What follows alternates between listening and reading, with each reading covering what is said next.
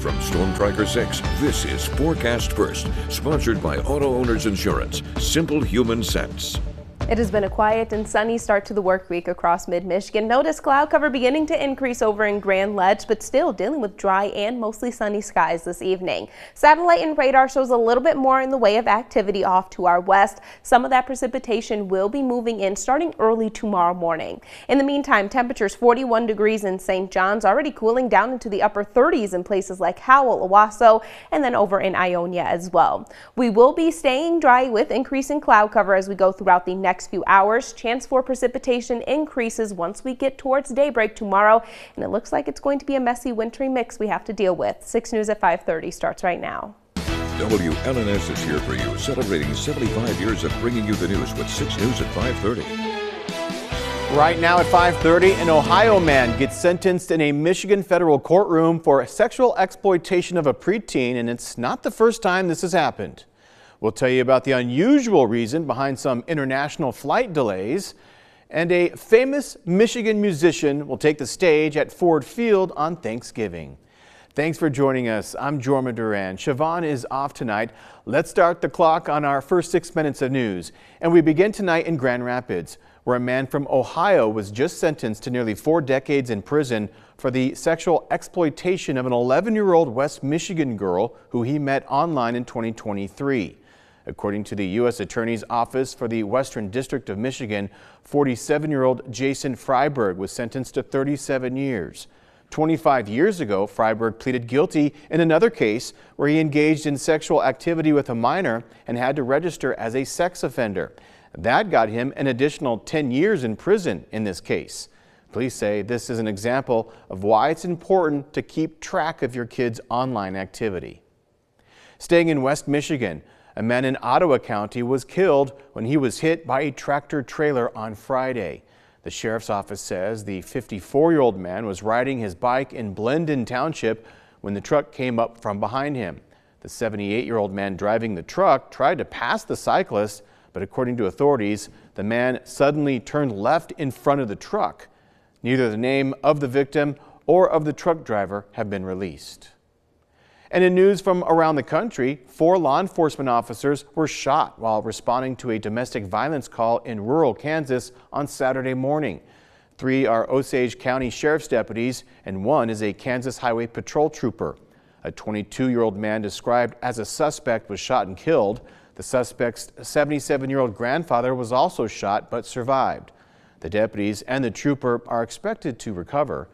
Officials say law enforcement was on the scene for about 10 minutes when the shooting started, but the details leading up to it haven't been released. In New York, the search for the person who allegedly shot Jets cornerback Chris Boyd continues today. Police say the 29-year-old Boyd was found with a gunshot wound to his abdomen early Sunday morning and rushed to a hospital. He's reportedly in critical condition. The NYPD released images of a man wanted for questioning in the case. Investigators are also searching for 2 luxury vehicles, a BMW and a Mercedes, that fled the scene. No arrests have been made.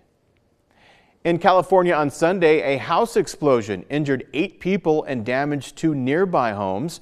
4 of those injured were found by firefighters in the wreckage, and the others showed up at a hospital. Fire department officials haven't said what caused the explosion, but they found a gas leak afterward that they were able to stop.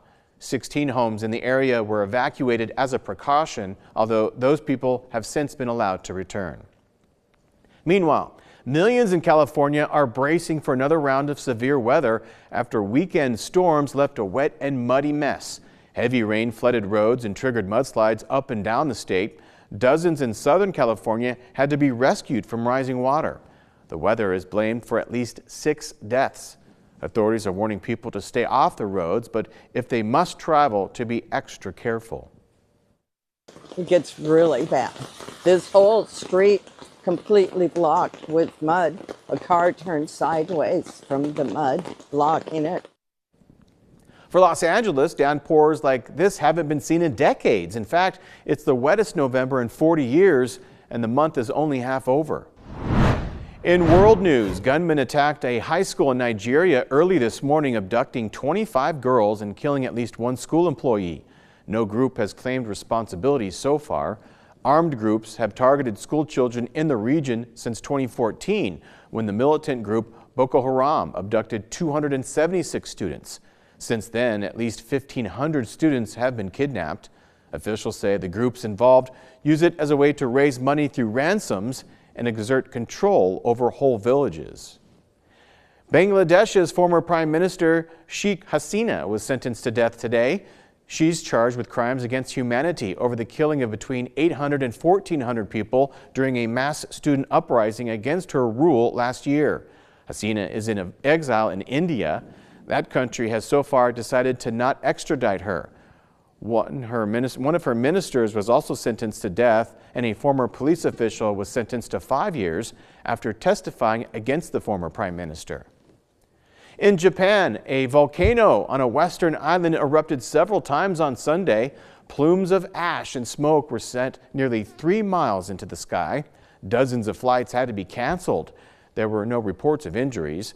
This is one of Japan's most active volcanoes and goes through several eruptions. In some better news for Michiganders, rock musician and Motor City native Jack White will play at the Detroit Lions Thanksgiving halftime show. The Lions will play the Green Bay Packers on November 27th. White was just inducted into the Rock and Roll Hall of Fame earlier this month. The Lions are also working with the organization Feeding America, and during the game will urge viewers to donate to efforts to fight hunger.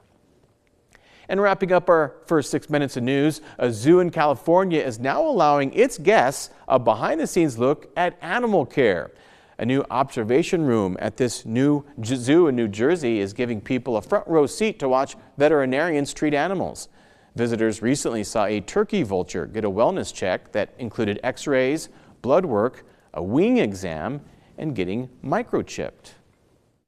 It's not very common to have a window into a treatment room.